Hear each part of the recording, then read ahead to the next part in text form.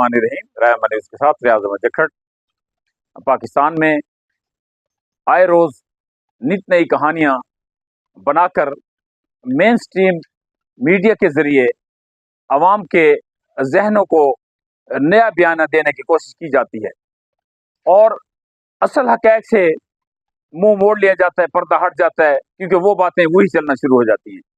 आज बात करते हैं कि जब से मेन स्ट्रीम मीडिया आया जनरल मुशर्रफ के दौर में और बेदरेक उनको लाइसेंस मिले, लेकिन उनके पीछे क्या था कि वो प्रोफेशनल लोग नहीं थे जिन्होंने लाइसेंस लिए। वो लोग थे जो एक अलग से और कारोबार करते थे। उनके दीगर कारोबारों को तहफ़्फ़ुज़ देने के लिए ज़्यादातर उनका माटो यही था कि ये चैनल भी हमारे पास होंगे, क्योंकि ये नया नया यहाँ शुरू हो गया है। तो यूं 134-35 लाइसेंस जारी हुए, जिनमें से बड़े बड़े चैनल आज भी काम कर रहे हैं। लेकिन यूं ही इतना बड़ा कंपोनेंट बढ़ा दिया जाए तो मार्केट से बहुत ज़्यादा हुनरमंद सहाफ़ी या वो जिन्हें इस बात का पता होता है कि मैंने एंकर बनकर क्या कहना है, किस तरह का सवाल करना है, वो उन्हें कम मिले। उस पर एक और मुसीबत आन पड़ी कि स्क्रिप्टेड स्टोरियां हुकूमत चलवाती है, क्योंकि उनका एक होता है कि हमने इश्तिहार देने हैं। इश्तिहार बिना ना अखबार चल सकता है आज, ना वो टीवी चैनल चलता है, ना किसी की तनख्वाहें पूरी होती हैं। इसलिए उस आस में कि अरबों रुपए के इश्तिहारात मिलते हैं पसंद नापसंद की बुनियाद पर, लेकिन साथ ही उनका एक स्क्रिप्टेड फलसफा भी आता है कि हमारा बयान चलाया जाए, ना कि अपोजिशन का। यही हाल गुज़िश्ता दिन हुआ। सनाउल मस्त खेल एक प्रोग्राम में बैठे हुए थे। इससे पहले बहुत से ऐसे वाक़यात हैं जिनका गिनते गिनते वक्त लग जाएगा, लेकिन सनाउल्लाह को ले लेते हैं। डॉक्टर फिज़ा के प्रोग्राम में स्लो टीवी पर बैठे हुए थे, तो उनका तकरार हो जाता है एक लफ्ज़ पर।